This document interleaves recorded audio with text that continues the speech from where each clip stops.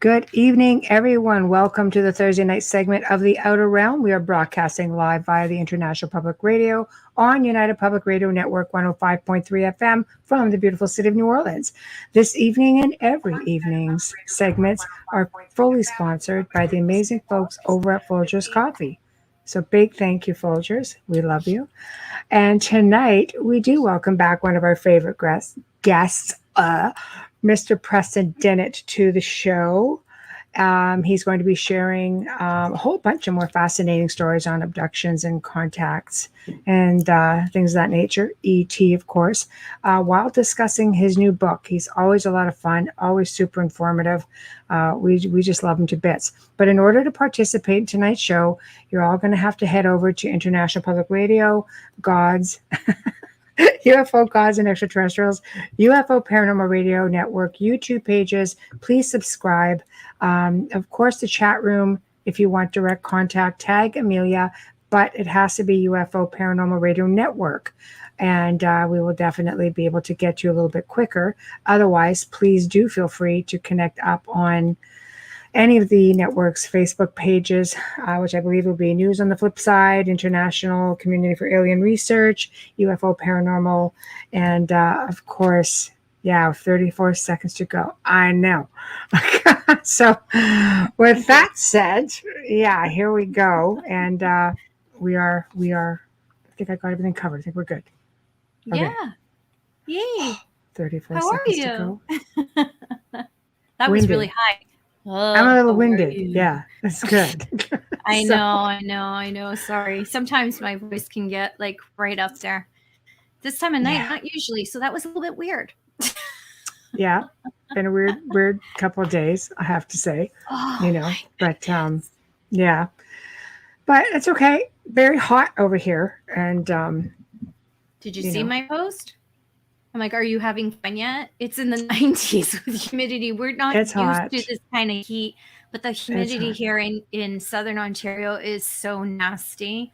As you can tell, I haven't been outdoors this summer. Usually I'm like so dark by now, but I haven't had the opportunity to go out. I haven't even felt like being out there because it's so bloody. Nobody wants to be in this sticky old weather. That's just yuck. You know what's awful? People say to me, "Oh, well, you have a pool." Yeah, but do you know how hot your pool gets at this time of year? It's like walking. I'm not that person that likes bath water when I go into a swimming pool. I don't like it cold either. Right. I like it about just 84. Right. Yeah. 84, 85. But when it hits 90 outside, the pool is, you can cook pasta in it, basically. Pretty it's much salt water, the same. Throw it in, and there's dinner. But it's just pretty much the same. It's a gross feeling for me. And I know a lot of people like hot water and swimming pools. That's not my thing. It's not my thing. And I love the water, but I know. Man, oh man, it's just been crazy. It's been nasty. I'm just too busy. Yeah. Pretty much. Today was one of those days for sure. I'm getting on with the violin. Oh, whatever, Joe. Stuff your stinking violin. Because I was talking about how awful the pool is. Yeah, I know. Bring in the wine, though. We want wine with that violin music. I used to listen to people talk that way, and I used to forever. And then I got the pool. I know. I got the pool, and the last couple years, I'm very in it. What is that about, Miss Cookie Monster? Send me your cookies, okay? Because if somebody steal your cookies today, you look grumpy. I've had a day, and I'll leave it right there. So, wow. But what he interviews us once, and he thinks he can say anything. Just wow. But I've really been looking forward to tonight's show because we love having Preston Dennett on. He's so much fun. He's just such a sweetie. His stories are delightful, and it's not all typical. When you hear about alien abductions, or usually a lot of the frightening stuff is out there. Not everyone's had frightening experiences, and some have had really interesting experiences. And he really does bring to light some really lighthearted stuff. Not that he doesn't get the other stuff, but he does have lighthearted stuff, which is really nice. And, he will touch a little bit on on someone tonight who we're actually going to bring on next week. And I know her personally, and I can tell you it will be very mind-blowing and not what you think. It's just wow. So really looking forward to that. Oh, hey, Zach, man. I'm so grateful that she's coming on. It's going to be good. Look, I got to reset. It's going to be good, and I'm just really, really excited about it. Hi, right. Hi, Zach. I said hi in the chat, but I don't know if you caught it. I'm excited about it. This is very different. I think everybody's going to really enjoy this, and I really believe she's going to help a lot of people understand so much more. I think so too. One segment. Yeah, I think so too, and I think that's what Preston does. He brings forward stories that are really. Sorry. Okay, good. All right, I can't. That was speaking of Dolly. That was just her. So I'm sure she'll be in chat tonight. But anyway, yeah, Preston does, put pen to paper and bring a lot of these experiences to light. I know for one that it has helped lighten up my thoughts on ETs and all the spooky stuff. Mm-hmm. I'm a little bit more comfortable with it all. But whenever Joe's ready, we're definitely going to bring him on. And there he is. Hey, there's a guy. Hi, how are you? Look at that smile. You have a great smile, Preston. You really do. Can't hear you. Your mic is. Turn your mic on. There we are. Sorry about that. That's okay. How are you? I'm good. Yeah, battling the heat too. Oh God, right? What's it like there? Well, it cooled down a little bit today, but it's been over 100 for the past week. We're just trailing behind you. Humid heat there. Yeah, it's actually really humid. Usually it's not. Oh, humidity is the but worst. Man, oh man, my tiny little air conditioner is just not cutting it. No, it doesn't. It works hard. Hey, look, our third host says, "What's up, Preston? Glad to have you back." Zach, man, I had to ring in on that. So, we love Zach. I know. Yeah. I know. So how have you been? How, collecting stories, what you been up to? Oh, I'm keeping busy for sure. Yes. I only work part-time now, so I get to devote a lot more stuff, time to UFO stuff. Nice. But don't have as much free time as I thought I would. I'm still really busy. But this is a good thing, yeah? I mean, considering the world we live in right now is a little bit off some. Getting lots of TV opportunities too. That's fun. Good. Nice. Congrats. That's awesome. Yeah, I was on Expedition X with Josh Gates. Where are you now? What was that like? I love him. Oh boy. Yeah. I didn't get to meet him. Yeah. But I also did, this is so funny, just not too long ago, the Keeping Up with the Kardashians. How the heck did you manage that one? You got on the show? Yeah. Doing what? Did somebody get abducted? Chloe saw a UFO. Oh, okay. I was gonna say if anybody, out of all of them, because she's my favorite, it would have been her. She's the most open-minded and the calmest one, in my opinion. But wow, they were really nice. They wanted to learn how to call down UFOs. Oh, so and how please, you're going to have to explain how you went through that process, especially on air. That's like no pressure. Hey, it's not that hard. I mean, you can do this. This is actually getting a lot of traction these days. It's called a CE5, close encounter of the fifth kind, or a human-initiated contact. Right. And I've been doing it for years. Stephen Greer, you may have heard of, is of course the researcher who really spearheaded it. Right. But he used my cases. He's like, here's how you do it. Here's a case from Preston Dennett. And I'm like, wow. He came here to LA to speak about how to do it. And that's crazy. So what do you go out? Do you just have to do like a rain dance or something? Or do you go out there and just throw it out and connect up psychically, telepathically? Yeah, you have to take off all your clothes and run. Jesus, dance around the bonfire. Things like that. Yeah, all right. Wait a minute. Might freak out the neighbors, but I'd be down. when did we get to the Yaya sisterhood? Yeah, I'm kidding. Fire, right? I'm kidding. No. You just actually, it's pretty simple. You can use lights and meditation. I think is the real key is meditation. You just go out there and clear your mind and telepathically call out to the ETs and visualize your position. These are sort of the contact protocols, as they call them. Wow. And I'm simplifying it a little bit, but you blink your flashlight up in the air and you meditate, call out the ETs, visualize your position, calling them down. Wow. And the theory is these ETs are very telepathic, which they are. Mm-hmm. And it works. I tell you, I went out with Stephen Greer in our little LA group that we formed. Actually, there was a lot of us on the first night. It must have been about 50 of us.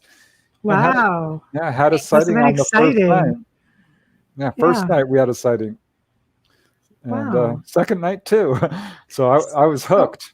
Are they skittish about crowds, or do you do better in smaller crowds? Well, we went out for like 5 years and did it with a small group of about 10 of us, a core group. Right. And sometimes nothing would happen. I found out the best sort of ingredients is if you bring along a contactee, someone who's having a lot of contact, and also a UFO virgin, as I call them. Rookie. Yeah, someone who's never had contact but really wants it. No. Never had it. Don't want it. I've had it. I'm down. I'm good. It works. It works. I tell you, I've done it. I brought out the TV show Close Encounters, or no, just Encounters it was called, and another time the Learning Channel, they wanted to do it, and both times UFOs showed up. It worked. Wow. Yeah, that's okay. And it worked. It worked for Khloe Kardashian. They saw one. It came down. Honest to God. I must have missed that episode. My guilty pleasures are some reality shows, but wow. So how did they react? I'm just curious because I missed that. Their series is over now. Yeah, it was on the last season. I forget what episode it was, but not too hard to find. I recorded it. Well, they're also streamed. They're also streamed right now as well, right? They're on a streaming service. I won't mention because they don't sponsor us, but they're on a streaming service. Right.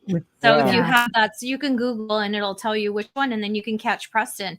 I told them to remain calm, just remain calm and communicate, and maybe they'll land. And as soon as this thing appears, they're like, what is that? What is that? And her boyfriend gets all freaked out and runs inside, and she's right behind him, like, and they run back inside. So it's a careful what you wish for situation. Wow. I'm just I can't believe this. You hit like mainstream. That is fascinating because you've probably brought so much awareness to a whole other generation. That's fantastic. Regardless of like what network you're on, they have a huge audience and you brought a lot of awareness. Yeah, I thought it was kind of interesting, and I don't think it's a coincidence that the ETs decided to do a little reality TV. Right? I don't believe in coincidence. I really do believe that everything happens for a reason. And I think we've even touched on this because you've been on before. You're one of our frequent flyers that we love to have on. And it was sort of, you get chosen to raise awareness. You get chosen to tell stories. And eventually, you put that out into that collective, and next thing you know, everything just starts unfolding. Right. You do get chosen. I just did a study called UFO Investigators Disease. Which turns out a lot of UFO researchers are having contact, and some were like Ray Fowler and Leo Sprinkle, both very prominent researchers. Right. Said that they were contacted as little tiny children. And the ETs, told them flat out, you will be doing important work. You're going to help people. You need to learn to read and write real well. You're going to be, a huge influence in this field. I believe that. They knew it. These ETs knew it from before they did. But do you think it's because they primed them to do it? I think people get put in positions, even life after life. You'll see some people who just reincarnate back into their bloodlines, and it's just like that mission just keeps going on. At least like with ET, because there is that theory, if that, that they stay with the same families for ages and ages. That if they've abducted you, chances are they've done your parents, grandparents, great grandparents. So it's interesting. All the way to caveman times. Sorry, seriously. All the way to Dolly is in the chat room. Hi, Dolly. She said, darling. Ask Preston if he knew he was going to be a writer early on. Preston has an ancestor who wrote. Oh, thanks, Dolly. Yeah, I sure did. Telling all your secrets. There we go. All right, that's fine. Fine. I did know. I knew from an early age I was going to be a writer. And it's funny, I have like 5 brothers and sisters, and they would look at me like, how do you know this? Like, I just know it. I just know it. Wow. It's going to be a thing. And I didn't know it was going to be UFOs. But I found out, it didn't take long. Right after I started researching, I started having sightings. Right. It's like they knew. These ETs knew. And they do, right? They do, honest to God. Because this is a pattern. It's called UFO investigator's disease. Ed Conroy coined that term after he decided he was going to study Whitley Strieber and see if he was hoaxing or not. Dives into the deep end, and boom, he gets abducted by aliens. I don't have this illness because I've never had an experience. Nobody's talking about that, Amelia. We know you do. No. You just in freaking denial is all. That's a different illness. Just because you deny it does not make it not so. No, I don't have any recollection like a lot of people do. So I welcome my little ET friends. Some people don't remember. They don't remember until the time comes. Well, I had a really close-up sighting, and it left my mind. Oh. Yeah. Recently? No. Well, I mean, I've had recent sightings, but I've remembered those. Right, yes. But I remember in 1992, I'm driving along, and this ball of light drops out of the sky. Thought it was a bird. Of course you would. It's so sweet. It's a bird. Look at what? Look at that. I'm like, okay, maybe it's a firecracker. It's late July. Superman. I didn't want to think UFO, but it was an orb. It came right in front. I mean, it's as far away from I am as the computer right now. Right. Wow. That's very close. Yeah, it goes in front of my windshield, back and forth 3, 4, 5 times. Stops. It's over the hood of my car. I mean, it's close. And it dips down and goes straight up. And I forgot about it. It left my mind. Did they assist you with it leaving your mind? I think so. Yeah. Yeah, they do that. That's what really peeves me off is that, I think people would be more comfortable with the idea of being visited by, extraterrestrials if they're like lurkers though, and people, it's just like, it's like being lurked by somebody who just shows up in your bedroom at night. It's just wrong on so many levels that it's not even funny. But it's like, I think it would be easier if they just, while you're up sitting and, at the table, and I'll often be by myself. I can hear them knocking all over the darn house, and I'm sitting there going, can you not just come to the table? I'm here. No, you just have to wait till I'm slumbering and you're just going to bother me. Then I get ornery about it. So I'm not so sure it would be easier. I've talked to people who've had that, and it can be scary having a fully conscious daylight encounter where an ET walks in. Yeah. I think if you're ready. They often do that. They'll contact people in the dream state. That often is how they start. Because that's more easy for people to sort of swallow that pill. Yeah, dreams say it's easy, but after a while, it's like step it up, man. Now I'm sleeping. And people will go into denial too. And so they will like come to your face and say, "Stop denying me." Boom, boom. Yeah, I'm here. I haven't had that. I know. No, I haven't had textbook that. denial, I'm saying. No, I haven't had that experience where they've come up to me and said, it's okay. Well, let me ask you, Amelia. Have you seen a UFO? No. Have you? Not that I know of. No. All right. I mean, I've seen stars moving around, and I know there's stars. Well, stars don't move around, They fall.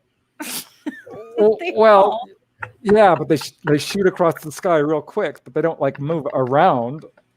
No, like that's what I mean, like falling, like straight. I've never seen anything do that. I've never seen anything of any footage that I've seen. I don't remember ever seeing anything like that. Like a lot of people won't just see them. They see them during the day through clouds, and I've only ever seen them in photos. I believe in them 100%. I don't deny it. I don't recall anything, so I'm only speaking from what I remember, and sometimes I think I had a lot of fear with it, and maybe that's why. I don't know. Yeah, well, that would be another one of my questions. You have a strong emotional response to this subject. That's a definite red flag. There we go. When you have very strong. It's not happening, and I don't want to talk about it. All right. Yeah. See, look. I'll let you talk. Have you? No, C5. Dolly, I haven't. Have you C5'd? No, I haven't, Dolly. No. Wouldn't I remember that? I don't know. I'll tell you, I did an experiment one night, and I just grabbed a pizza and I decided I'm going to go sit down by the river. And, this is probably a few months ago, and basically put it out there. And bam, they were in the house that night. I'm telling you, they can show up when you least expect it. There we go. See, right there. Right there. Right there. Yeah. I'm not going to lie. I jumped just a little. I startle so easy, and yet I talk to ghosts. Yeah, well, so do a lot of contactees. They also are very psychic. This is sort of another clue. You're not gonna end it, are you? I'm just saying. It's a thing. Yes, I'm not going to argue with you. Yeah, it's hard to find your comfort zone. I always thought like a daytime, thing would have been a little bit easier than a nighttime thing. Well, I think if you're ready for it, do it. It'll happen. Just sit down and meditate, call to them, and they don't like bright lights. They're not really made for that. That's one of the reasons that they come at night. Also, it's hard for them to fly around during the day because they use the the whole house is dark for them for the most part, aside from a couple of rooms. They're spoiled.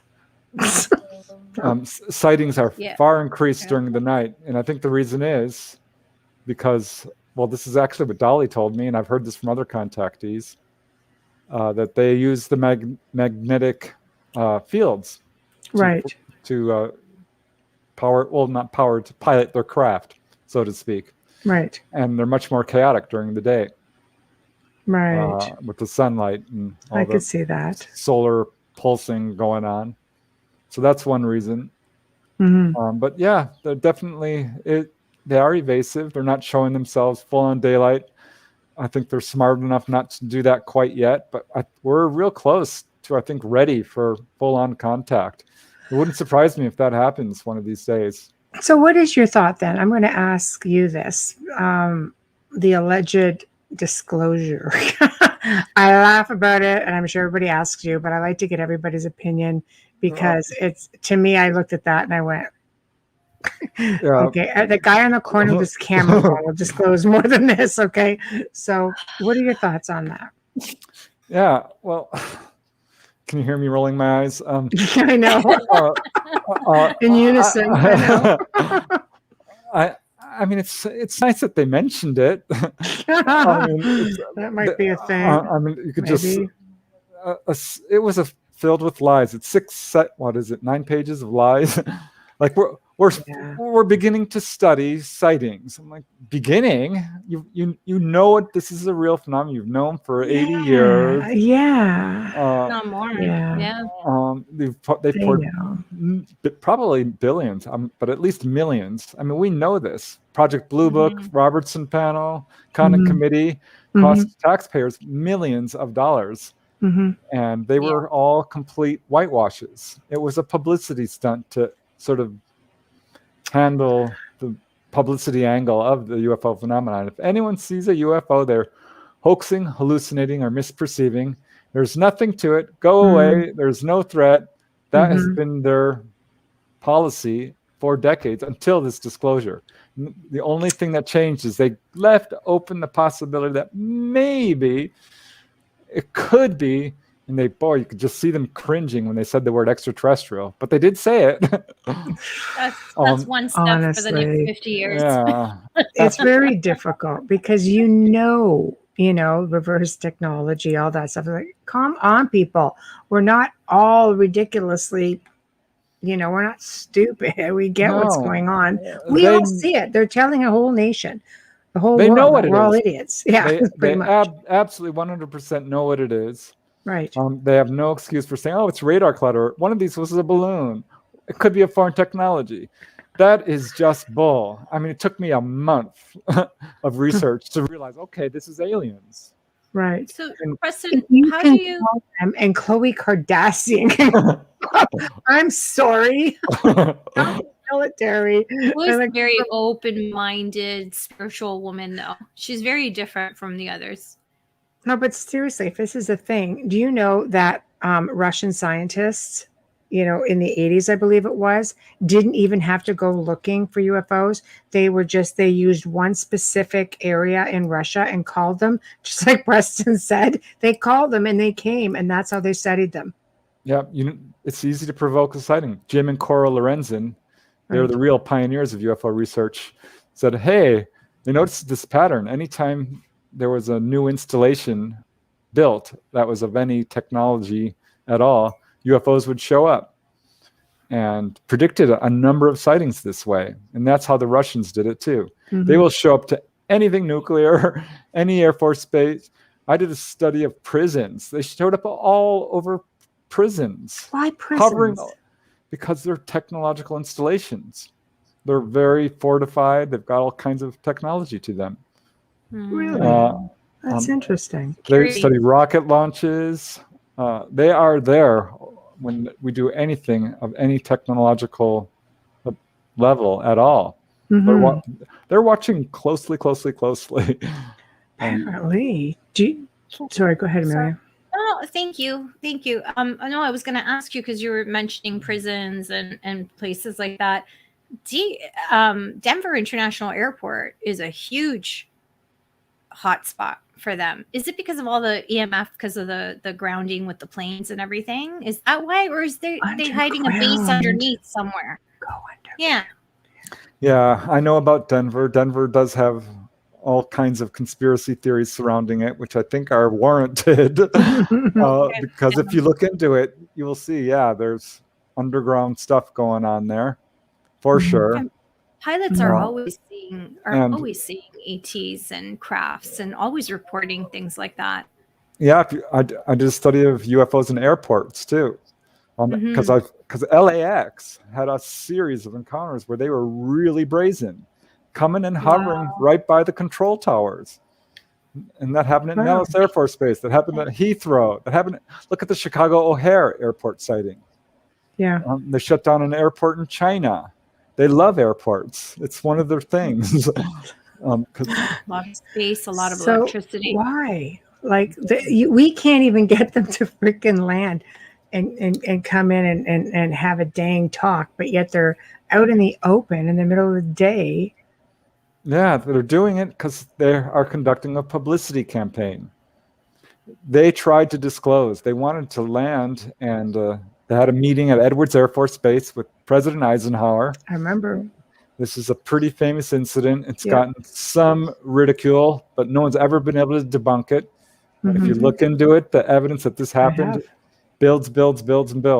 Most researchers are taking this seriously now because the evidence is pretty overwhelming that it happened. Right. And according to the story, the ETs wanted to disclose, and we said no. And so now they're doing a grassroots movement. And this is why we see UFOs hovering over schoolyards, like Rua, Zimbabwe, which is one of 100 cases. Yeah. I just put out a book, well, relatively recently, called UFOs or drive-in UFO encounters. Right. UFOs at drive-in movie theaters. Right. Because I had a lady at work who talked about this encounter at the Paramount drive-in. She said hundreds of people saw it. We all saw it. It was right next to the screen. And I found a bunch of cases. I found 100 cases. 100. Wow, Preston. See, and you can't discredit when a crowd sees them. Right? That's tough to discredit, but yet the government all governments manage to talk their way through that. Why are they being so adamant about not disclosing? Power, greed, control, money. Control. I think meanness. They're mean. They're not nice people. They do not have our best interests in mind. I hate to say it, but they've lied from the beginning. They knew about the drive-in theater encounters. I found some in Project Blue Book. None were declared unidentified, which is so ridiculous. There was a case in 1952 in Bakersfield, California, at the Terrace Drive-In, where hovered right next to the drive-in. Turned out there was a high-level military officer there who reported to the local sheriff's station. Local sheriff writes up a report. He interviewed like 20 people. He went down there. There was 100 people like, oh my God. And so he writes up a report. It goes to Edwards Air Force Base, which is UFO Central. It gets routed to Project Blue Book. They put it on a report marked action, sent it the next day to the commanding general of Wright-Patterson Air Force Base. Wright-Patterson is where we fly, do all the foreign technology. But not only that, they sent a report to Ent Air Force Base in Colorado, where we track all the incoming and outgoing traffic, and to the Director of Intelligence in Washington, D.C. So they took it very seriously. They know from the beginning they've been hovering over drive-in theaters. I've got other cases just like that. Same thing. Goes right to the highest level at Wright-Patterson. They know. They're such liars. I'm really mad at them. They're on my naughty list. They will not get away with it. Buggers. I'm so glad you're on this, because you are so honest, and you're driven, and you really want to seek the truth, and there's not I could never discredit you at all. Just honestly, I can't wait for this other book. Oh yeah I'm putting them out, this next book with Dolly. I'm so excited because she was kind of led to me. We are too. I've had a number of people led to me. Just recently I had a guy from England call me up. He's like, are you Preston Dennett, the UFO researcher? And I'm like, yeah. He says, the one and only. Here I am. Hey, there's another Preston Dennett in Kansas. He made the dean's list. One more. Hey. I wonder about him. I'm like, I wonder what he does he know about me? Has he ever had any sightings, right? He probably does if he ever Googled himself. Right? You would come up. The ETs are going to show up and they're like, oh, wrong Preston Dennett. I think they know where you live. There's no doubt. Yes. Well, I know they do, because this guy from England calls me up and he's like, you're Preston? I'm like, yeah. He's like, well, I had an encounter with Grays and they told me to call Preston Dennett and then I should speak to you. That's crazy. That's what I said. I'm like, wait, what? Wow. Holy crap. Wow. The Grays know about me, and so that's a bit of a game changer, right? Yeah, it kind of like cemented it for me, because Dolly pretty much said something very similar. Right. And I had a couple of other people tell me that, but I'm like, no, shut up. I'm not. But after you hear it like a few times, you start to believe it. Some incidents can really drive the point home, but it's nice to have the validations when people are just, contacting you. Like, that's not. They trust you there. Yeah. One lady, I'll call her Wendy. I remember she same thing. She's like, the ET told her it's okay to talk to me, and I'm transcribing her interview. She talked about kicking an alien in the neck. Oh. And I'm like, oh my God, yeah. Was that like out of fear, or was she defending herself? Was it out of fear, or did something happen that they heard her? No, they didn't hurt her. They just showed up in the middle of the night, and she leapt out of bed and like, hiya! Right there. That's what I'm talking about. They're like lurkers. And right? she now takes a very positive viewpoint towards. They healed her. They healed her of a cyst. Oh. She's super, super psychic. She's a great friend. Right. But at any rate, I'm transcribing the interview. I'm like, I wonder if she's for real, because got to that point where she kicked the ET in the neck. I'm like, gosh, I've heard that once before, but this is an extensive case. I mean, she had hybrid babies. Mm-hmm. This was relatively early on in my research, 1994 about. Mm-hmm.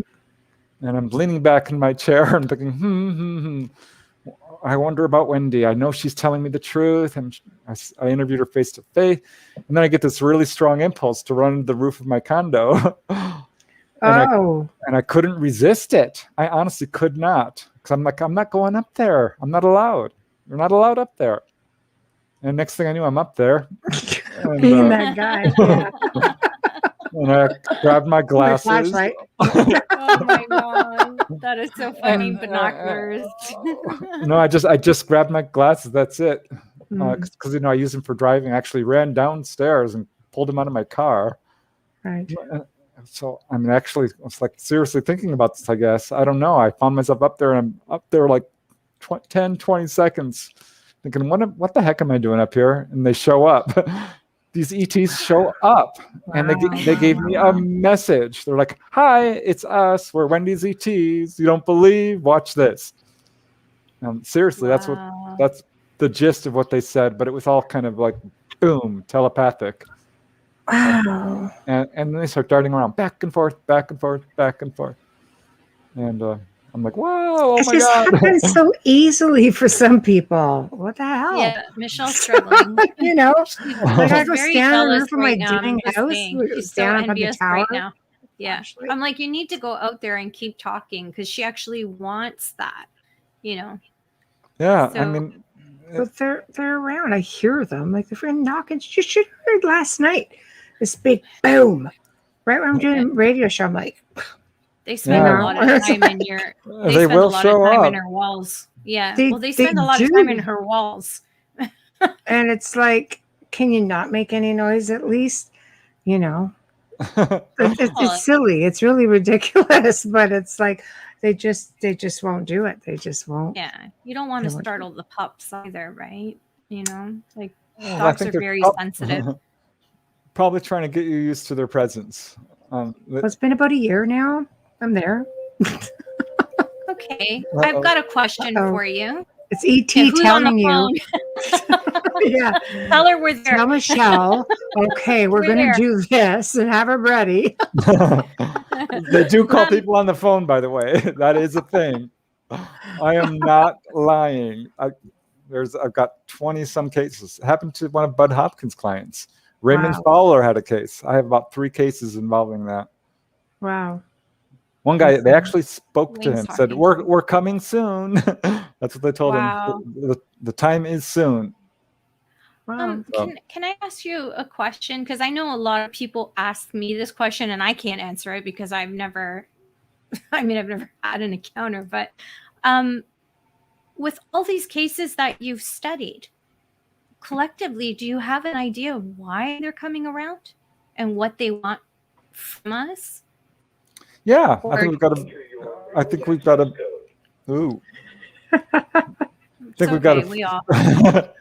I think we have a pretty good handle on their agenda, actually. Seriously, I think, and other researchers, I think, have found out the same thing. They've got several reasons they're here.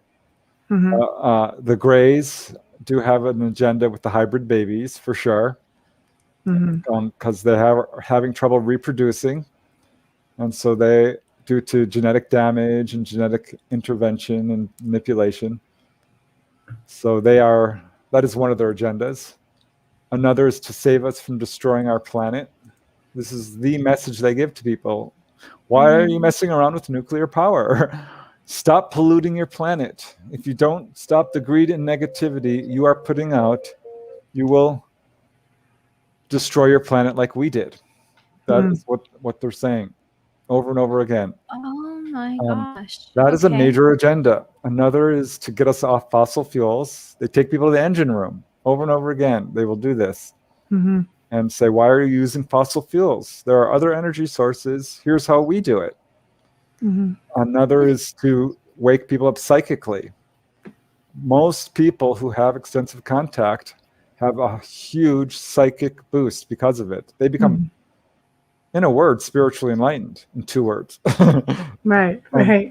Which makes sense, because then you connect more to source and to the collective, and you're more aware of them. It's like a form of evolution, right? They teach people to do healing, astral travel, psychic reading, channeling, past life recall, all of these things. Right. It's just like, again, it's just, this is all stuff that we should already know. This should already be with us. It's just been conditioned out of us, as you know, whether it's in the food, whether it's just in media, subliminally, you know, we're just not, I always say we're the species with amnesia. Exactly. We should know our past lives. We should know that we're immortal. Death is a lie. Fear is a lie. Yeah. The universe is safe. We have been trained to fear everything. Well, that's how they control you, right? So as long as you need them, you're always going to be afraid. Here's I mean, this is something that people seem to be really, again, is it a fear-mongering thing? When you talk about having hybrid babies, you know, I kind of wonder, is it just to, you know, replenish their own race, or is it to save ours in the future? And should people be more receptive to it? Well, I don't think we're going to go extinct because they've collected genetic material. No, but I mean, like, we could blow ourselves to smithereens. Maybe they're maybe they're preserving our species somehow. Exactly. Yeah, I think there's some truth to that.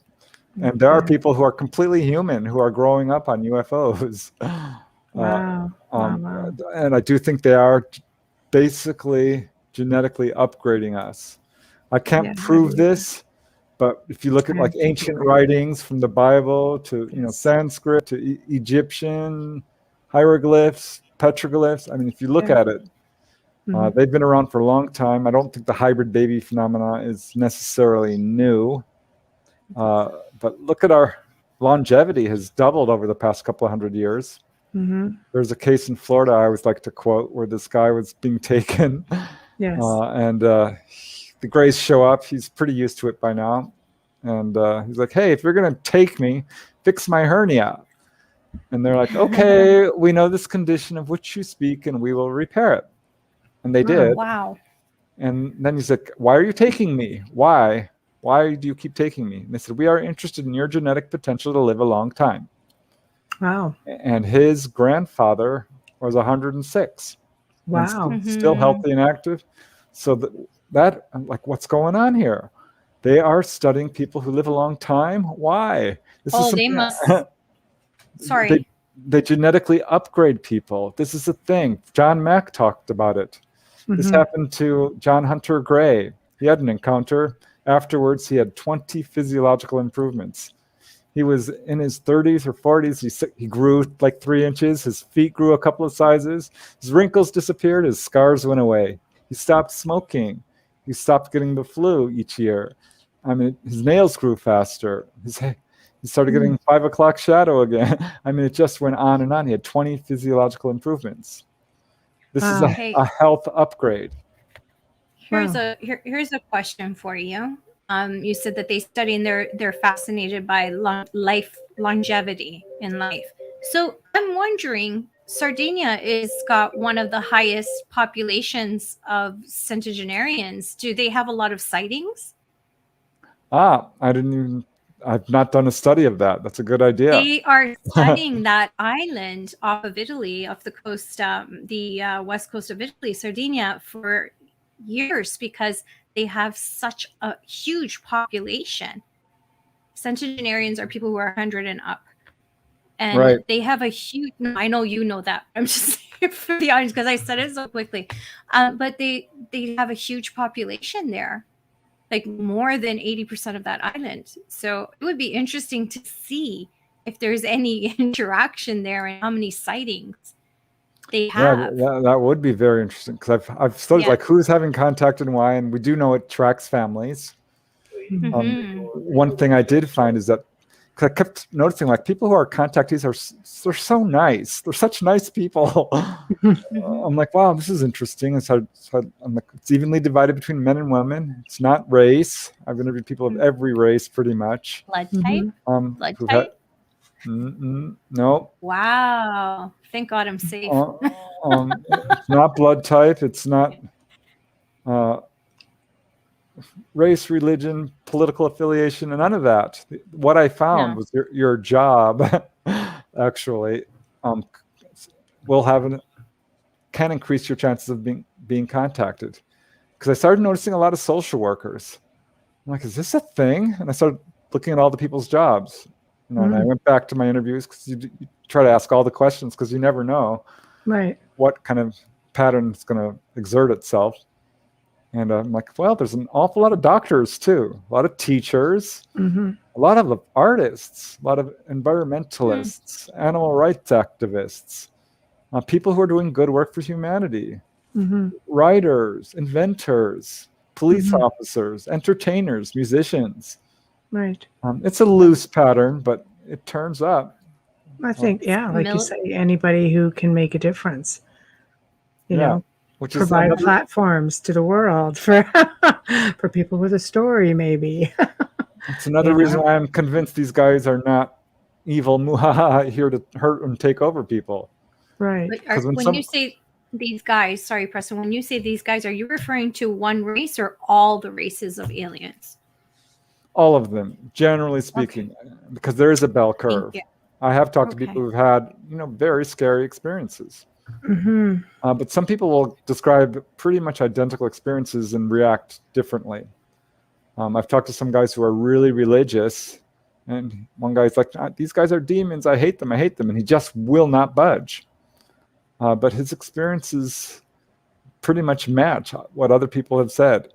He's just not happy about it. Right. And what often happens is people will have an experience, and it can be very scary because we're trained in fear. To, anything that looks different is scary. Maybe because they're fighting it. And so what happens is people are taken on board, and they're like scared, and like, okay, the ETs are like, oh my gosh, this person is freaking out. What are we going to do? Knock them out. Knock them out. Exactly. Paralyze them, because they're going to hit you, so they paralyze them and knock you out. Right. And so what happens is you wake up in bed, sweating, and like with images of these ETs coming at you with a needle or something, and that's all you've got. And they're like, shoot, because that's not the impression they're trying to give. And when someone does not have a strong fear response, they have a completely different encounter. And so this is what I keep seeing. I'm like, wow, it can be very scary at first, and people will have PTSD and nightmares. But what happens is, if they get over this fear barrier, and they often do, they are given freedom of movement, and they're given a tour of the craft, and they're shown the engine room, and they're shown the control room, and they're taken out and shown the stars and shown Saturn. I've got like 4 or 5 cases now. People have been shown Saturn. I've had memories of seeing the stars. It's like you just wake up and it's like, did I just see the stars? It's very cool. This happened to Dolly. So what happens is we need to get over our fear, because what happens is people will, trauma comes out first. We have to deal with it, and so people are left with the impression like, well, I'm traumatized.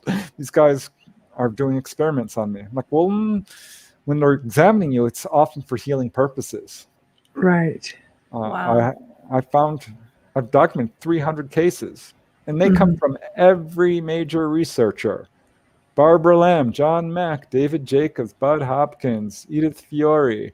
I mean, you name it. Tim Beckley.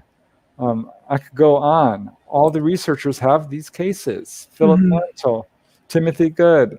And what I don't have is like ETs coming at people and trying to scare them. Right. Purposefully trying to hurt them. Right. Right. But I'm not going to say every case is fun, because it's not.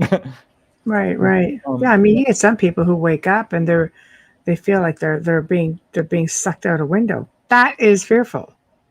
Yeah. You know what I mean? Like, I mean, you wake up in the middle of that, it's going to be a little frightening.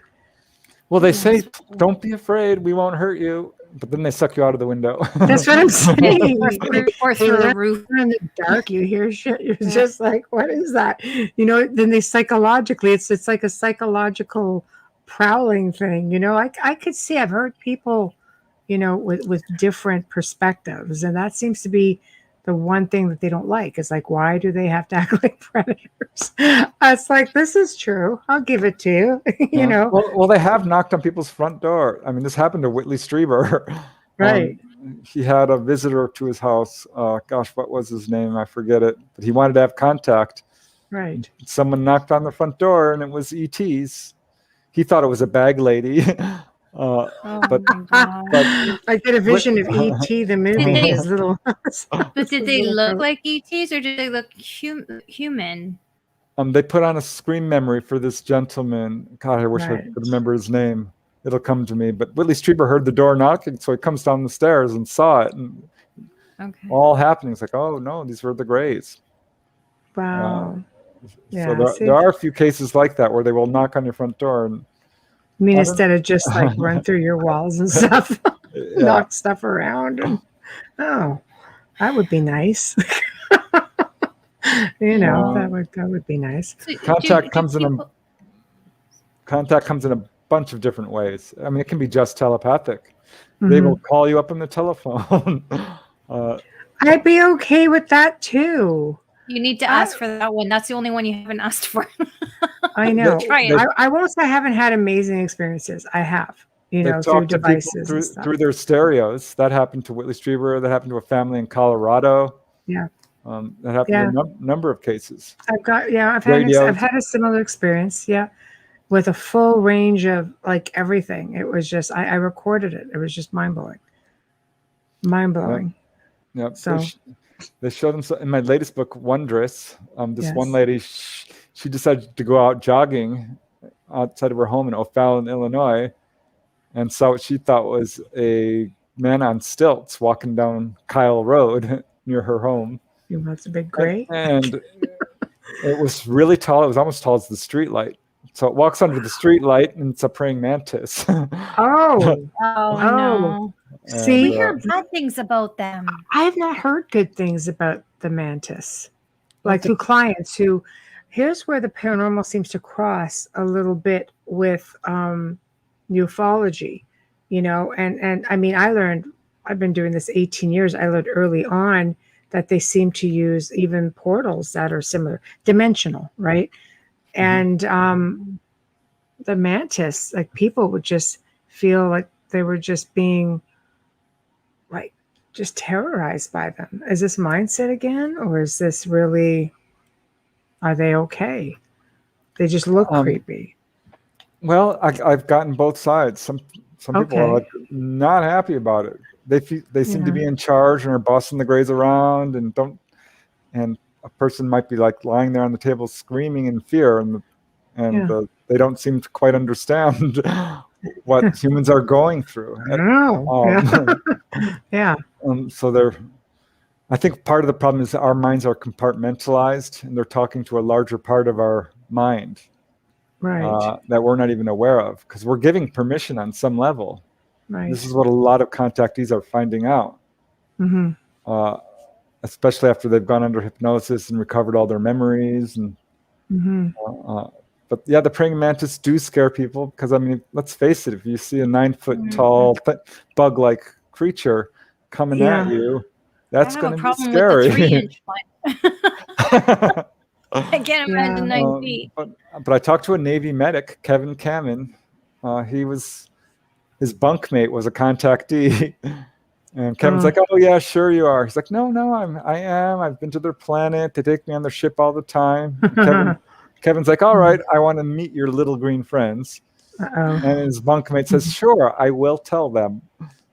And comes back a few days later. They're on a ship at sea. And he says, okay, I talked to them and they said they will show themselves to you. And they came the next day on the ship. Wow. His bunkmate says, okay, go up on deck. You'll see them. Kevin goes up onto the deck. It's a 600-foot-long Navy ship in the Atlantic outside the Bermuda Triangle. And Kevin looks up and sees this giant UFO. No one else seems to be able to see it. He tries to get other witnesses. Next thing he knows, he's on board.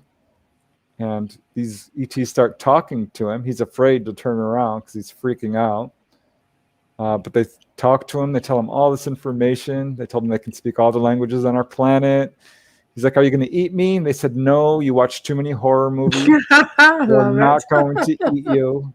You're fine. I don't blame him for asking that question. Sorry. He says, where do you come from? They showed him a star chart. They said, yes, is Roswell real? They said, yes. They said, since you started contacting or using nuclear bombs, that has attracted a lot of races to study you because you're causing problems in other dimensions. And you've started a countdown clock. Wow. They said, because of your nuclear power, they said, because you're messing around with nuclear power, you've started a countdown clock and all these disasters will happen. And they showed him this screen, which she said was like looking outside of a window. And they showed him hurricane after hurricane after hurricane, and tornadoes and landslides and earthquakes. It's all been happening. Yeah. And they said, this is going to happen and you cannot stop it. Wow. And finally he turns around and looks at him. He's like, what do you look like? And they said, well, we're not little and we're not green. And he's like, well, what do you look like? And they said, well, sometimes our appearance scares people. And he finally turns around and he sees them. And they're in the center of the room on these white kind of stone-looking chairs. And they're 15-foot tall praying mantis. Wow. And one stands up and walks over to him. Freaks him out. That's not unnerving. Just saying. He said they radiated intelligence. Their eyes were about as big as a basketball. Wow. One reaches down and says, would you like to go to our planet? And he said, no. I'm good. We can talk here. Let me get you a coffee. He's like, I'd like to go now. I would like to leave. And they said, okay. And they touched his shoulder. Said they had weird looking hands. And touched his shoulder and he blacked out. And he was back on the ship in his bed, which was not where he started. Right. And he was screaming, covered in sweat. And his friend, the contactee, whips open the curtain that surrounds his bed and grins ear to ear like, so how did you like your little ride? Shut up, I hate you. Right. That's what Kevin said. Yep. So that's got to be awkward. You know, there's a lot of different theories with, want to go to our planet, for example. How can you do that? And I mean in a way that not every planet, we're not built to be on every planet. Right. Density wise, we're not built for Earth. We're not built for Earth. An interesting statement. Why do you say that? Yeah. Because I kept, it started out when I heard about human looking aliens. I'm like, well, that's odd. There's some that look just like us. Right. What does that mean about human origins? Because human origins is, the idea of evolution and us evolving from monkeys seemed quite a stretch to me. I'm certainly not religious. I can't say I believe in creationism either. But just looking at the idea of evolution and everything from giraffes to peacocks to, I'm like, really, this happened in 5 million years? It's quite. So now we're looking at human-looking ETs, and then talk of genetic manipulation, and humans are not well adapted to Earth. We can only survive in a very narrow temperature range.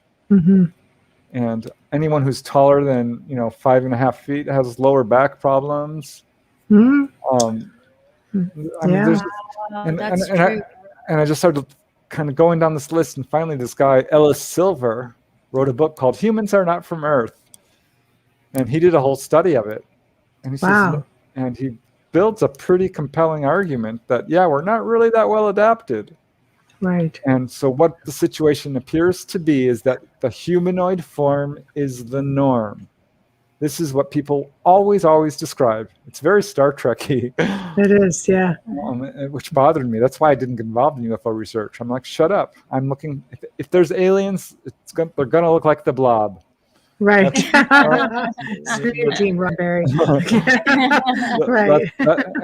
And I thought I was so smart, Yeah. But no, Surprise. the humanoid form is the norm. This is what the evidence is showing us. Right. Whether they're grays or praying mantis or strange humanoids of any kind, they have arms and legs and a head and eyes and so forth. Mm-hmm. And people are being taken to other planets, and oxygen, Earth-like planets seems to be the norm. Wow. And we do see grays walking around without helmets. Most ETs that people see do not have helmets. Some do. Mm-hmm. That actually does turn up. That's not uncommon. People describe like diving gear type thing. Yes. Mm-hmm. And people people who are taken on board will describe differences in atmosphere. Some have difficulty breathing. We'll describe it as being muggy or thick, or some say the air is really silky and thin. Or, but generally, it's the very much like comfortable. It's Earth normal. Gravity is normal. The temperature is within our range. The air is breathable.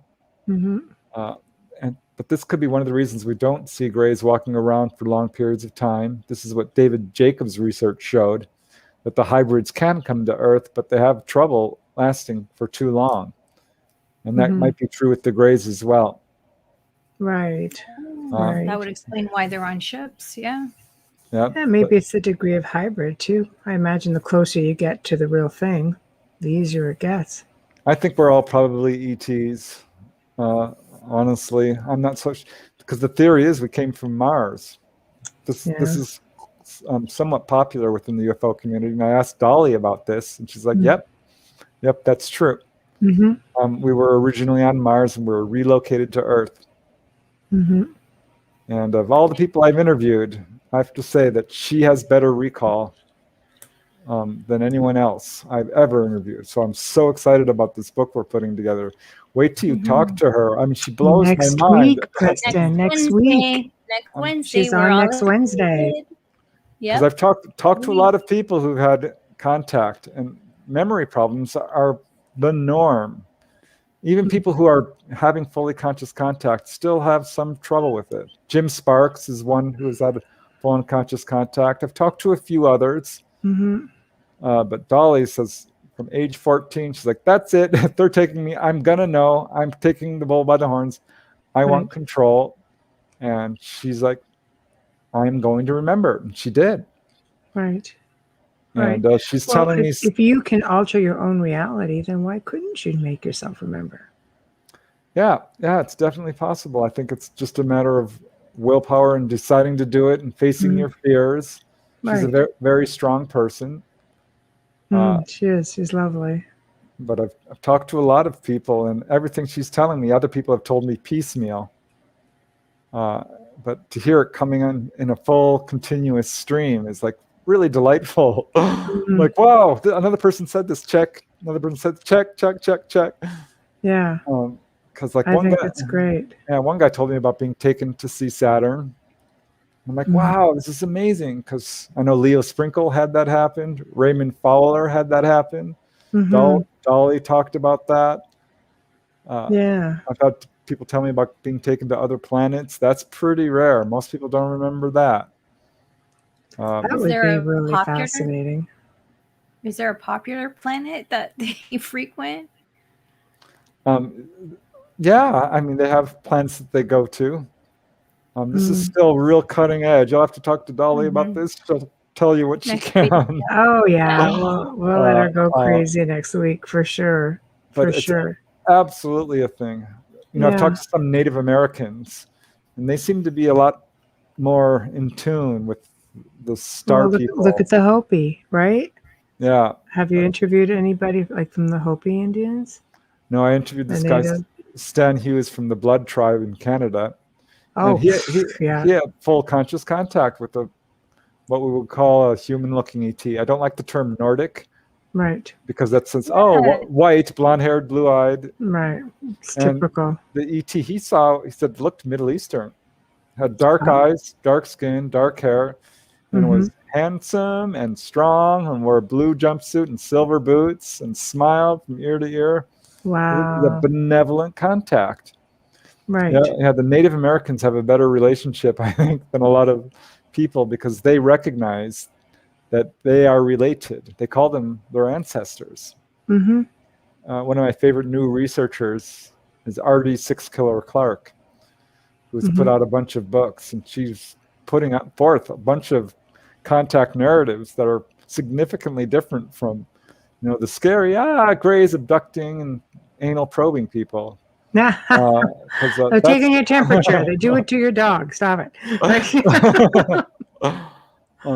Because the truth is, I think that these guys are not, bad news. Right. I really, after initially I was like horrified, but after 35 years of research, I'm like, yay, I'm so glad they're here. They are trying to save us from destroying ourselves, working really hard. I've got an account in my latest book, Wondrous, which is part of you may have heard of the Malmstrom incident. Yes, actually. This occurred in 1967, where UFOs came down and shut down nuclear missiles at Malmstrom Air Force Base. Shut them down. I talked to a first-hand witness, and man, oh man, Mel Hansen is his name. Right. He was there. He saw them. He was outside, right next to one of the silos. This UFO comes down, hovers over it, and shuts down the missile. And it goes right back online because I've got backup, right? It goes back on generator power. Well, they shut that down. And it goes back online because it has battery power. And they shut that down. And this is just one. All of these, they had some 20 missiles there. And all of them are separate, completely separate systems. They shut all of them down. And this is a clear message. Stop messing around with nuclear power. Yeah. I think from a military perspective, they must have been crapping their pants. Because nuclear do power. You believe us now? Or was it a big weather balloon? Sorry. No, it's okay. Nuclear power would affect everybody. It would be universal. It wouldn't just be contained to Earth. Yeah, that's what they said. That's what the ETs tell people. That explosion would be everywhere. They said it actually rips holes in other dimensions that we're not aware of. That's right. It makes total sense because the biggest story out there is if I push the button, I'm going to take out more than just our country, that country I'm focused on. I'm going to take out the whole, that whole hemisphere, if not all of the world. So why would anybody do it? It doesn't make any sense. It's going to leave a big wow, dimensionally speaking. Yeah. Alternate universes, alternate parallel universes, parallel dimensions. Let's face it, if it works on frequency, it's like listening to a radio station. You can only do one at a time, but it doesn't mean that you don't have all of those dimensions within your space that you can literally bounce back and forth. Exactly. This is one of many reasons why I don't trust the governments, the power elite, the 1%ers, the people who are covering this up. Yeah. Think about the nuclear power. What are you doing? Why? Why would they sell weapons to both sides of countries and then fund a war? That makes zero sense. That's another show. That's a whole other. I could talk about that for hours. I know. Power. When you're that high up and you're the 1%er, it's no longer about money. It's about power. It's not about money because they have all the money. When you're the one or the first two, and I'm not going to mention names, it's all about power. Look at them going at it right now to get their ships on the moon and stuff. Look at them. It's not about Mars. Yeah. Like you would think with all that money, you just enjoy life. No, I need to do this and I need to do it's ego and power. Yeah. Shame on them. Yeah. Shame. Bastards. There, I said it. But we need the balance, right? That's you can't have all good. It's all a learning curve. But I would love if they would have a near-death experience. Because when you have a near-death experience, you feel all the feelings of all the people you've hurt. Yeah, see, I don't think the other side will let them in. I don't think any of that exists on that side. But it's so It's all disappointing for dimension. me. Yeah, I wish they would interfere a little bit more with that group. But see, that's the theories also, is, they don't want to interfere. They have to be careful to interfere. You hear so many different theories. Yeah. I mean, if you go back like hundreds of years, I don't even remember the date. It could be 400 AD, BC. Don't quote me on it. But there was this sort of a treaty called, it was a Muhammad, not like the Prophet Muhammad. This is totally separate from that. But basically, ET made contact. And this agreement came into place stating that they would only deal with the elite. They would not deal with anyone else. So I'm guessing probably 480, And I thought that went way, way back. That hasn't changed. Yeah, well, I haven't heard of that. I'll send it to you. But I do know that they are contacting people of all levels of society. But I think they got fed up, and you try to do the right thing, working with the powers that be that you think are doing the right thing for their people. This goes back a really long time ago, right? So I think, because there's a lot of speculation in there, it clearly states that they weren't doing or holding up to their end of things. So they started going off and branching out separately to the people instead of as a collective. Well, we have free will. I think they want us to solve our own problems. This is what contactees have been told. Because you're not going to learn if your parent teaches you everything, does everything for you. If your parent fills up your gas tank, ties your shoes, feeds you with the spoon, you're not going to know how to feed yourself. That's true. Good point. Good point. Yes. That's true. I mean, they could hand us the medical technology, but then we wouldn't even know how to, study or learn. Mm-hmm. And if they handed us this medical technology, we'd probably abuse it. So out of these people then that they contact, are those people that just say, you know what, I want to be off world. I just can't do it here. It's just a lot. I mean, a lot of us, how many people out there feel that they don't belong in this time or place? We spoke about this last night, probably because we come from someplace else, or maybe it is a past life thing. Who knows? But I mean, are there people, like, out of these people you've interviewed, who say, no, I wanted to go back and they wouldn't let me for this reason, or it was offered and I didn't take it? That theme does turn up. People have past life memories as an ET. Right. Some volunteered to go to Earth. Right. And some feel very much like they're on a mission to enlighten humanity. Mm-hmm. Okay.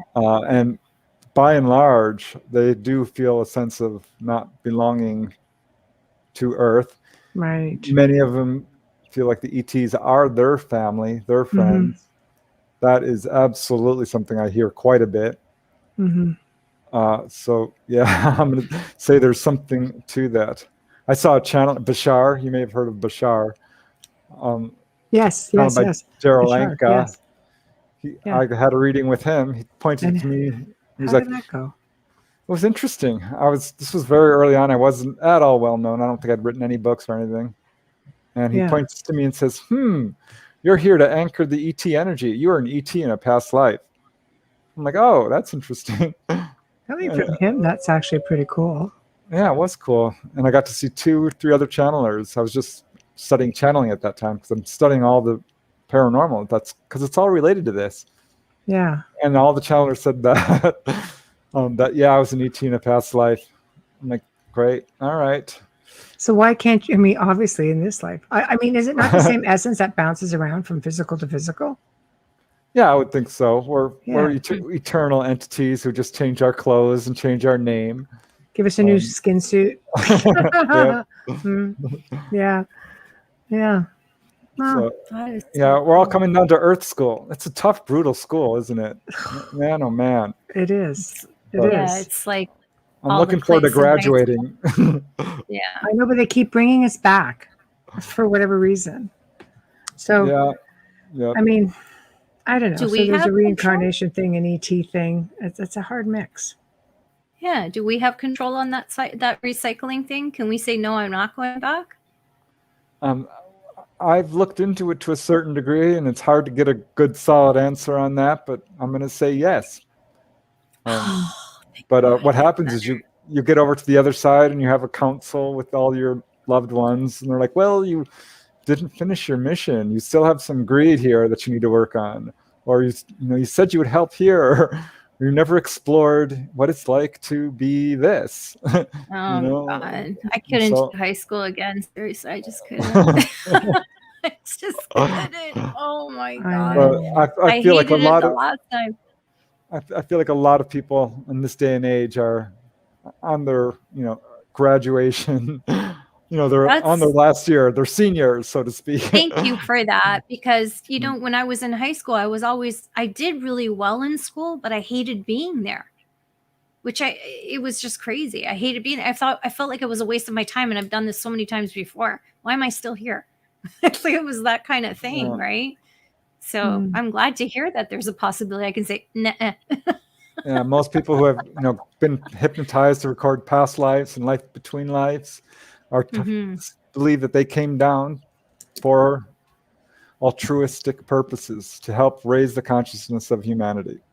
And so this is one of the big attractions to ETs right now, is because we're at that point where we're raising up, and there's going to be a culling of the herd, so to speak, or picking all the flowers that bloomed, and all the rest have to go and back to school. The bulbs go back in the dirt. Yep. So to speak. Yep. Wow. We should do a station ID, sponsor ID. Yeah, I still have 1026. Yeah, we are definitely. Let me just, because I'm dying. These glasses are killing me, but I'm blind.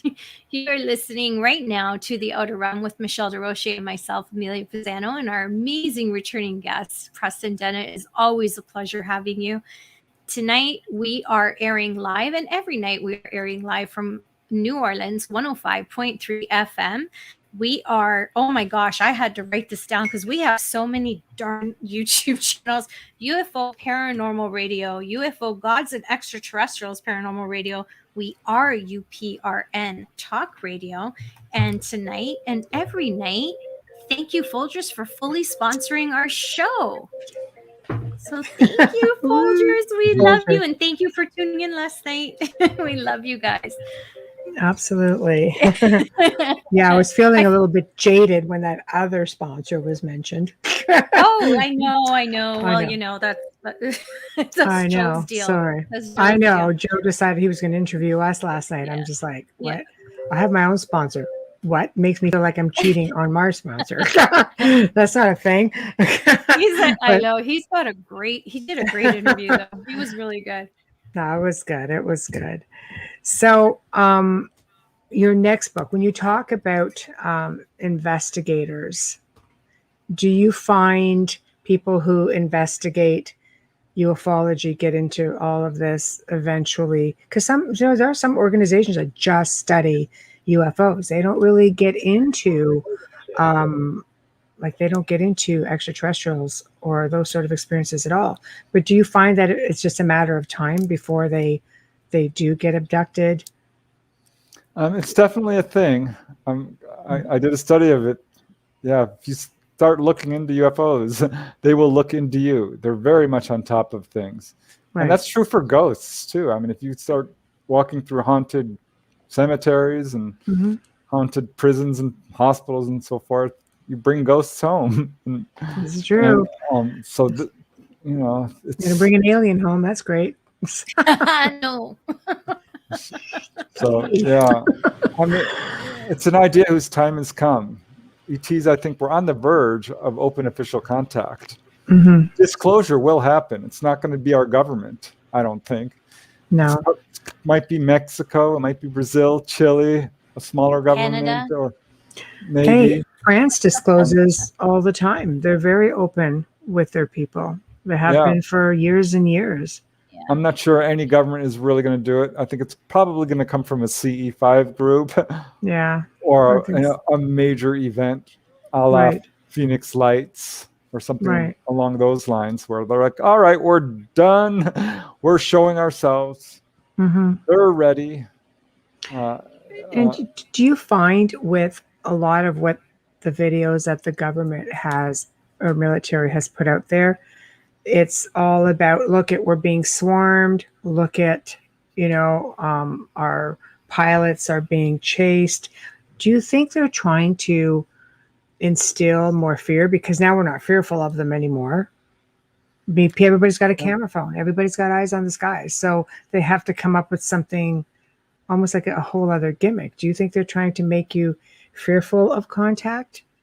Yeah, I sure do. And this is why the media is very fear slanted, very fear based. And a lot of the shows we see are like, aliens are coming to take over. Look at a lot of the movies are very fear based.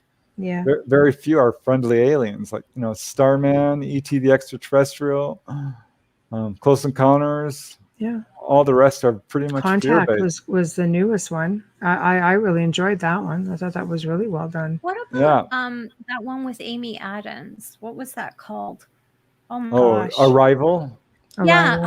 What did you think of that? Like, pop culture wise, I watched it. What was it, a week or two ago? Because I text Michelle like 100 times a day, but I think I told you when I was watching it, and I saw it from a different perspective this time because, of the shows and everything, and speaking to so many people and learning so much.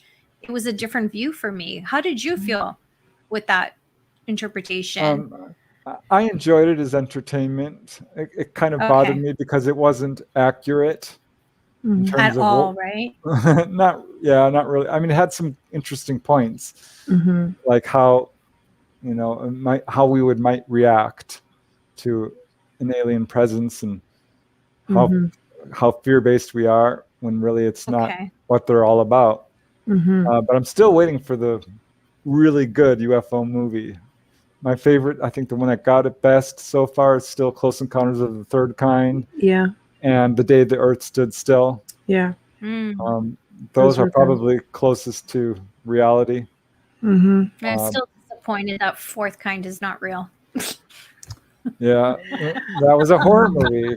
I love that. The government is putting forth an alien threat narrative, and it's not warranted. It's not true. No, they are. Yeah, I think there's a question in chat. Sorry. No, but I cut Preston off. Are you finished? Sorry, I don't want to read the question. Preston was still talking. No, go ahead. Okay, thank you.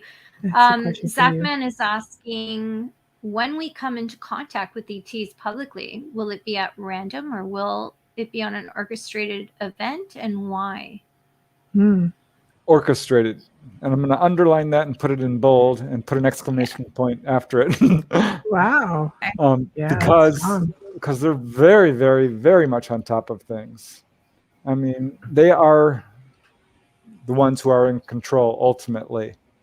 And I think they're very, very carefully doing what they're doing, and are doing, it's not a coincidence when they're showing themselves to a person. They know who is seeing them. They're showing themselves to school children. Why would they do that? It's a very clever way to sort of announce their presence. Right? Yeah. Exactly. Yes, yes. And bit by bit, they're showing themselves more and more and more. I think it's very much orchestrated. And I think at some point we are going to have a huge wave of sightings where they just land en masse, and it's going to be, I mean, calling it a mystery is almost disingenuous at this point. The government knows what it is. Right. People know what it is. It's aliens. Don't tell me it's interdimensionals or crypto, ultra, whatever. They're aliens. They're extraterrestrials. We know what they are. Right. We have enough evidence, whether it's landing traces or radar returns, multiple eyewitness accounts, onboard experience, implant removals, for Pete's sake. Right. Stop it. Yeah. It's like making you, giving you bad, whiplash. Yeah. The crash retrievals. Do they work together, like this orchestrated event? Will there be many races just saying, screw it, we're all in and everyone's going to participate? Or do you think some will come before others? No, I think it's going to be together. It might be just one race, but all of them are going to know about it. They all know what each other are doing, because we are very I said it before, compartmentalized. We're deaf. Let me put it that way. We're not, because we're not using our telepathy, which is a natural human ability. Really? And it's something we do have. It's been proven in a laboratory setting. We are all telepathic. We're all very much in touch with each other in our larger minds. And this all becomes apparent when you start doing astral travel. And for contactees know it because they have very strong intuitive abilities. And they're trying to wake us up to that ability to become telepathic. So yeah, when they land, all the ETs out there will know it. They do work together. And we see this. We see humans working with praying mantis, working with greys, working with strange humanoids of all kinds. And should people be afraid to talk about their experiences, or should they be screaming it out from the rooftops? Well, that's to each person to make that decision. But what does what would ET like you to do? Like, are they approaching cautiously, or do they want people to go out and talk about it? Often initially they will say, don't talk about it. Right. I've heard this a number of times. Once I asked this lady to go on TV. She said, sure. And the Greys showed up and said, no, don't do it. You're not ready. We don't want you to do it. Right. Because I think this is part of our own fear reaction, our own warlike ways, our tendency to shoot first and ask questions later. But as contact, this one lady in Maine, Lynette, they always told her, don't talk, don't talk, don't talk. Now as an adult, they're like, talk, talk, talk, talk, talk. And do it. And she's like, that's weird, because they always said, no, don't talk. And they gave her all these messages. One was, stop putting out the greed and negativity you're putting out, or you will destroy yourselves like we did. Another was, thoughts are things. You need to tell people that everything they think it is put out there. They said, if people should start disappearing from this planet, it's being done by us for the greater good. They said, they warned her about Hurricane Katrina, which happened. And they said, that's just the beginning. It's going to be much, much worse. And of course it has been. Yeah, that was a really bad one. They said, we've been manipulating human genetics for millennia. And not only human genetics, but animals as well, and specifically dogs and cats.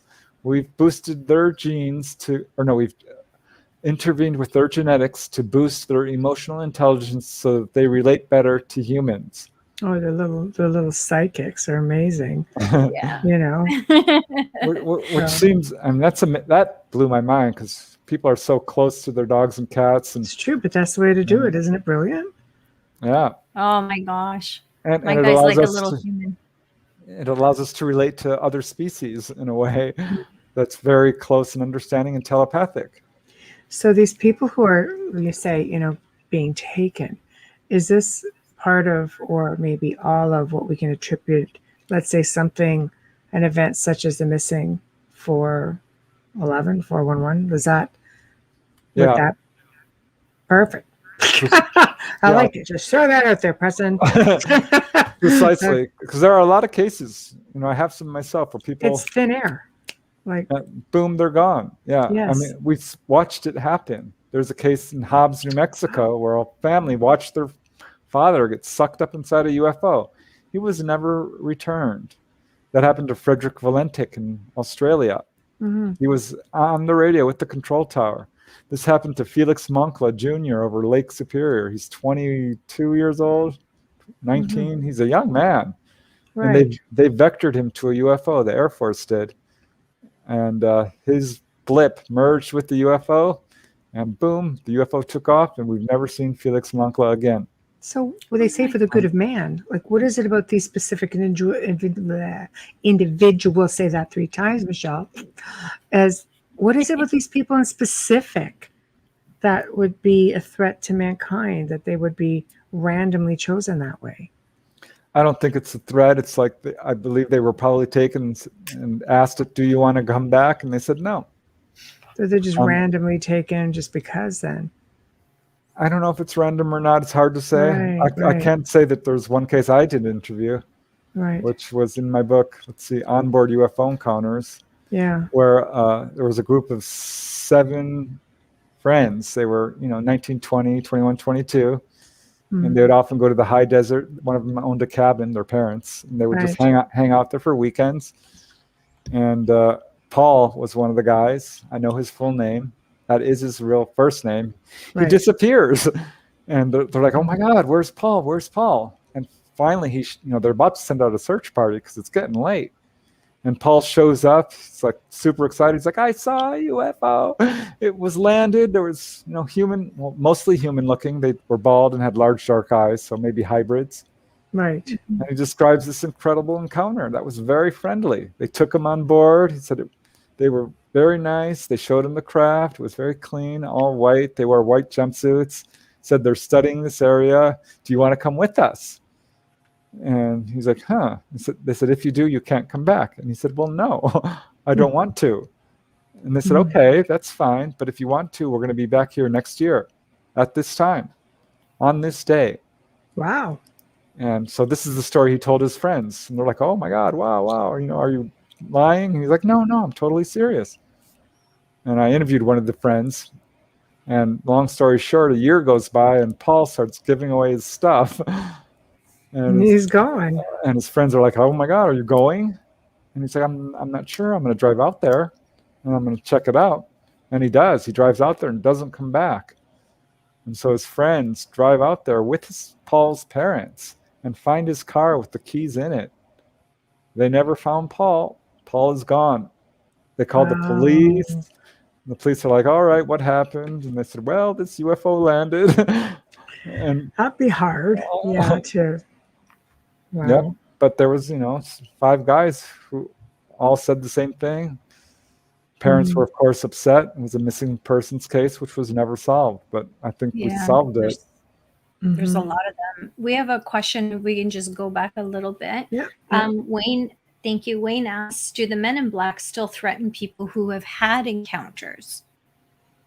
Yeah, I think that does turn up. I have only 2 or 3 classic Men in Black cases. So it's hard for me to speak to that because I don't have a whole lot of information. I've certainly followed it. If you get photographs or if you're super vocal, there was a case in Texas, which I think, not that recent though. So it's hard to say whether it's still recent, but I would imagine, if you got hold of physical evidence that they might show up. But this guy in Texas was given a piece of metal by the ETs. They said it's a really interesting case.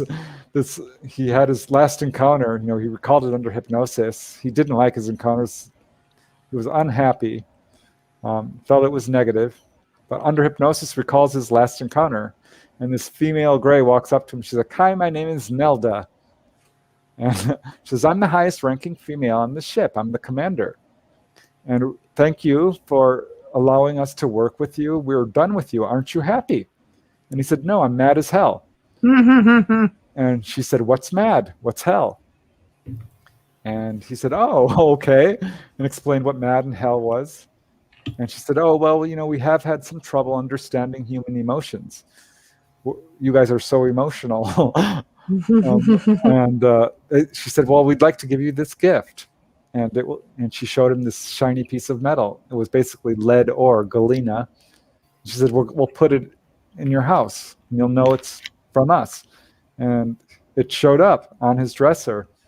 And so he grabbed that piece of metal and was on his way to meet Constance Clear, who is his hypnotherapist, UFO researcher, and got run over by the men in black, run off the road by the Men in Black, who somehow knew, even though he didn't tell anybody, and took his UFO papers, took the piece of metal, and said, "Don't talk.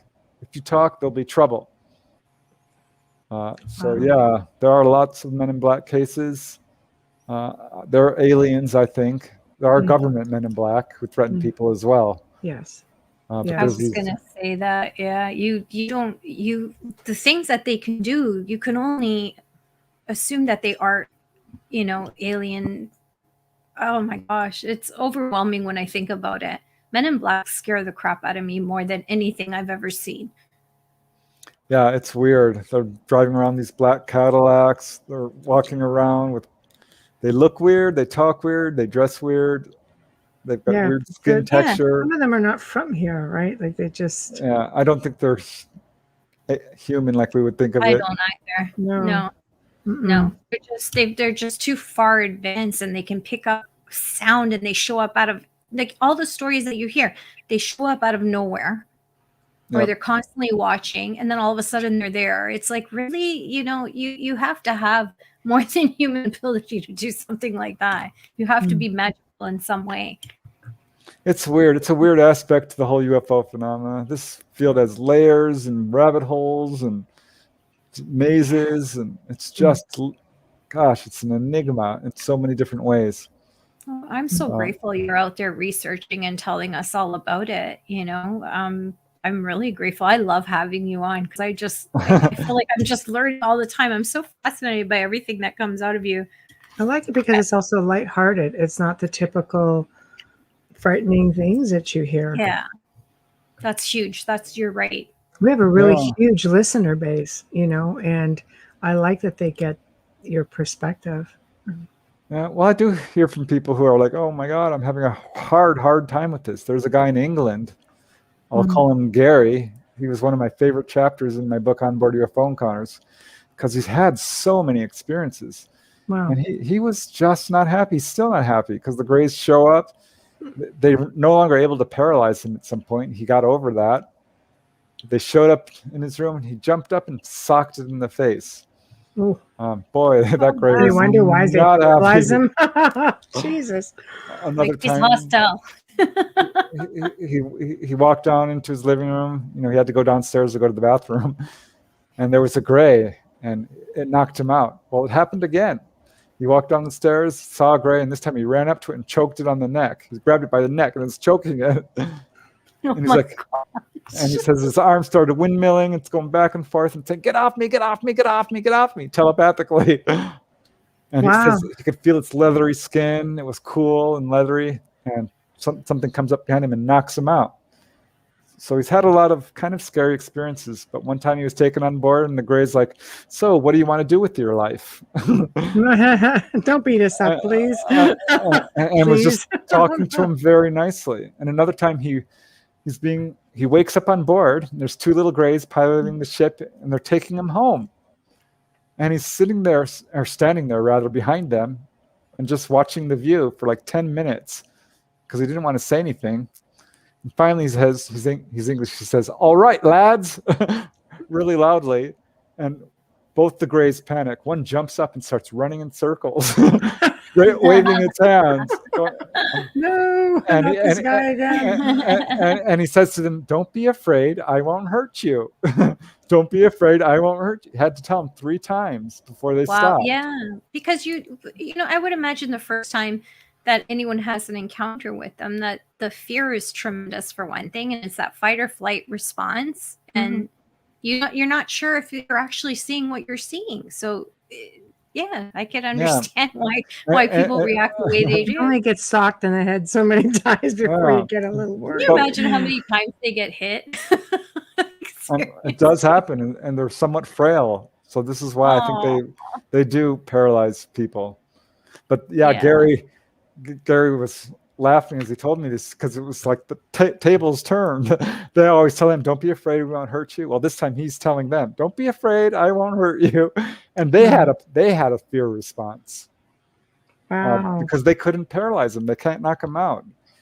No, but that's what I mean. Like, I think if you were more straightforward, I mean, it doesn't work for everybody. Let's face it. It doesn't work for everybody, It took me a while to relax at the whole thing, and it's like, okay, but I still don't appreciate the lurking around either. With that being said, I get that. I've been lying in bed sometimes thinking about like, how would I react, and suddenly it gets real. Like, what if I really saw a Grey? How would I? I did have an experience once where I woke up because I thought a cat was walking across my bed, but I don't have a cat. So that's a little bit alarming. right? So I woke up and I'm lying on my side, and I'm like looking, I'm like, is that something standing next to my bed? Is that someone? But it was too thin to be a person. And I thought, there's some in my heart. There it is. My heart went bump, bump, bump, bump, bump, bump, bump, bump. My heart started beating really fast. Yeah. And whatever it was, I thought, it's kind of vague. I almost usually don't talk about it, but it ran around the corner and was gone, and I turned over and went back to bed. It is an unsettling feeling because I wasn't even asleep one night, and I opened my eyes. I'm trying to sleep, and I open my eyes and I look wide awake, and right there, so close I could touch it, and I just rolled over and went, nope. I'm good, thanks. After that, I was out cold, so I don't know if I went, if I didn't go. It didn't make a difference. You have to knock me out. Yeah, that was it for me. Just roll over and nope, face in my pillow, go to sleep, and hope that it just goes smooth. So we'll send him my way. Feel free. Were you listening? See, Preston's got an invitation. So yeah, I'm much more relaxed about it now. But it's just like, my gosh, it's just, sometimes it's just noisy. You're just trying to do some work. I do a lot of research myself. There's a lot of banging around behind you, wanting to see what you're doing, and you're just sitting there like, all right. But they do lead me to what it is they want me to see, what they want me to research and touch on. It's sort of funny how that happens. I truly think they are benevolent. I mean, there was one guy who had suicidal ideations. He was going to commit suicide. Aww. He went out to the desert and had the gun and cocked it and pointed it to his head, and a gray showed up. Oh, and the gray's like, no, you're not doing that. Wow. And that's not the only case I have of that. Yeah. Intervention. That's weird that they intervene like that. So if somebody out of the blue just steps outside and tries to contact them and says, I need help with my health, will you help me? Have you heard cases where they never had contact and all of a sudden went out there and everything they could because they're at their wits' end and they've come and healed them? Yep. A lady was suffering total renal failure. She hadn't gone to the bathroom for like 2-3 days. Finally, she goes to the doctor, and the doctor is horrified. He's like, oh my God, you have complete renal failure. You need to go to the emergency room right now. And she went home to tell her family, like, I'm going to have to go to the hospital. I'm having renal failure. And she called up her work, pray for me. She called her friends, pray for me. Called her family, pray for me. And fell asleep, got knocked out. And wakes up, and there's these beings next to her bed, and they're doing something to her abdomen. She said it lasted a while. They were short, darkish skin, not your typical grays. And she woke up and went to the bathroom, called the doctor, and went to see him. And he's like, oh my God, what happened? She says, I think angels came. So she told her family it was angels. That's cute. But then it was like 2 months later, she finds herself on board a craft. Presumably there was rounded walls and indirect lighting and so forth. She's on a table. They're showing her organs in full hologram above her. Wow. And they said, here's your kidneys. Don't they look good? You're healthy now. And she said, yeah, they look good. And they showed her liver. There were all these black spots on it. And they said, see these black spots? And she said, yeah. They said, you need to stop drinking Diet Coke. It's damaging your liver. Wow. So we're not fixing it for you. We want you to change the habit. Yeah, I mean, essentially. Yeah, they told another guy, stop smoking marijuana. They told him, this is not the life we had planned for you. Wow. I thought, wait, what? You planned this guy's life? Okay. It makes total sense, though, how they told her about the Diet Coke, because she can change that on her own. And like you were saying earlier, they can't do everything for you. There's some things you have to do, where they intervene with her kidneys, because that was not something that even medical would have been able to do, that she would have needed a transplant to survive. Yeah. Another lady with no history of contact was diagnosed with breast cancer. The Greys came and healed her. One lady did have a lifetime of contact. The Greys came and said, you need to stop eating fatty foods. Boy, was she mad. She said, I don't like being called fat by these Greys. Rather this big. Right. But yeah, they dispense, dietary advice and living style advice. Jim Sparks, a contactee, was taken on board, and the Greys handed him this gift. They said, "This is our gift to you." And it was a container filled with this black, foul-smelling goo. And he's like, "Ew, what's this?" Yeah. Like some gift, right? And they said, "Well, we pulled this out of your lungs. You need to stop smoking." Oh my gosh. Wow. That includes cigars. I'm just saying for a friend who's in the audience. I don't know. I think anything can be done in moderation. He was a heavy smoker. Yeah. Right. And another case just like that. Same thing. The only difference was the shape of the container. They said, "This is our gift to you." Black goo. Well, it's a good reminder, right? They probably pulled them out right before something serious happened because they still needed them there. Yeah, I've talked to a number of people who've had this happen to them, and they will be like on their way to the doctor for surgery, and that's when the ETs will show up. It's like this weird last minute thing. They're like, "All right, fine. Well, surgeries must be pretty primitive compared to their technology too, right? Yeah, though they do use similar techniques. They do use surgery. Wow. One lady was cured of cancer. She's from Canada, and had very severe cancer. It spread from her pancreas all through her body. She turned orange. They said, "Okay, she's going to die. Call for last rites." And she was sent home because she didn't want to die in the hospital. And heard her voice being called and crawled to the car and drove out of town. And ETs came and pulled her on board. And they said, "We are healing you because we were requested to do so." Turns out she has a friend who's a contactee. And apparently this friend asked them to heal her. And she said it was a very painful operation, and it took a while. And they did surgery, and they did all kinds of lights and instruments. And they said, "Don't take any pills that the doctors give you. Just drink water and you'll be fine."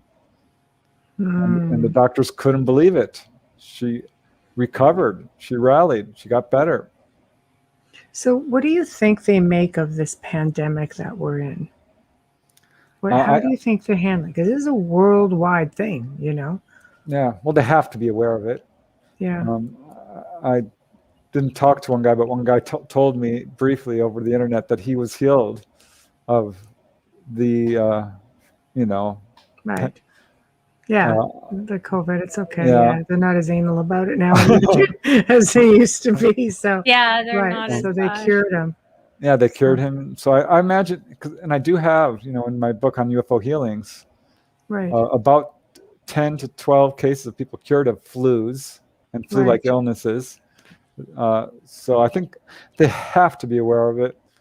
People ask me, did they cause it? I'm like, well, no, there's no evidence of that. No. I imagine there's a number of people who have been cured. I don't know. I would really like to know what they think of it and all the conspiracy theories surrounding it. Because I'm certainly curious. That's a whole other show, and they might pop us off the air if I get going. We'll be able to talk about that. Yeah, Dolly says they are not happy, and I tend to agree with her. Especially if you're an abductee or contactee experiencer, I don't think they would want something that is deemed man-made to be interfering with humanity, but let alone their contactees or their abductees, people they're working on, that they're working hard with. Yeah, I agree. There's a lot of misinformation with the UFO phenomena, with a lot of these subjects. Yeah. And this is another reason. Yeah, this is why I don't trust our leaders. I hate to say it, but they've got a long history of not doing the right thing. I agree. I don't think they have our best interests in mind. No, this is just going to be another thing. I think, contact ETs, they're going to instill fear. They're going to raise false flags. Just one more thing to make us fearful. Yeah. So what people need to do, I think, is reach out to the ETs, educate yourself. If you're having contact, look at it as objectively as possible. Right. Are they actually hurting you? Right. Why are you so scared? What is it about your experiences that is actually scaring you? What has actually happened to you? Right. Raise your awareness as much as you can. This is what they're trying to do. Meditate. All the spiritual masters, that's the one thing they agree upon. That's in every religion. Meditate. You will raise your awareness. You will become aware of life after death. You will learn how to do astral travel. You can do telepathy. You can realize that we are all one and that love is the answer. This is what going to give you back your power. What we really are. Betty Andreasen, she's super famous. Yes. As a contactee. Quasga, her gray main contact, said, "Love is the answer for humankind." That's a direct quote from a gray. Wow. So there you go, people who are fearful. Yeah, don't tell me they're demonic. Because I have a long list of reasons why they're not. I studied demonology because of this. I'm like, hold on a second. That's a different, separate phenomena. It is. Involving, inhuman evil spirits. Very different. And there are evil people. There's probably some ETs out there who might not have your best interests in mind as well. It's a big universe. Hey, good people, bad people, good ET, bad ET, balance, right? I'm pretty sure that they're far more advanced than we are. Oh, for sure. Any ET that has the ability to do space travel and reach other planets is probably spiritually evolved as well. Right. Just because one generally goes in hand with the other. If you're technologically advanced, the chances are that the only reason you survived technological advancement is because you're spiritually advanced as well. Otherwise, you're like us, technologically advanced and on the brink of destruction. Right. Self-destruction. Right. We are getting towards the end of the segment. It goes by so freaking fast. I have to book you again. Just saying. So, yeah, that has to be a thing. So why don't you? This is a part of the show where you tell everybody what you have coming up and promote. Awesome. Yeah, thanks. Thanks for having me on the show. I really appreciate it. It is fun. You're going to be a frequent flyer. When we see you in the calendar, we're like, Preston's on. I know.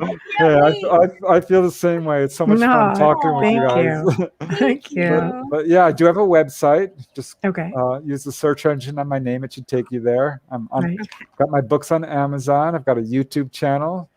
So I'm putting out my research there. I'm on Facebook and Twitter. My latest book is called Wondrous. I just put that out.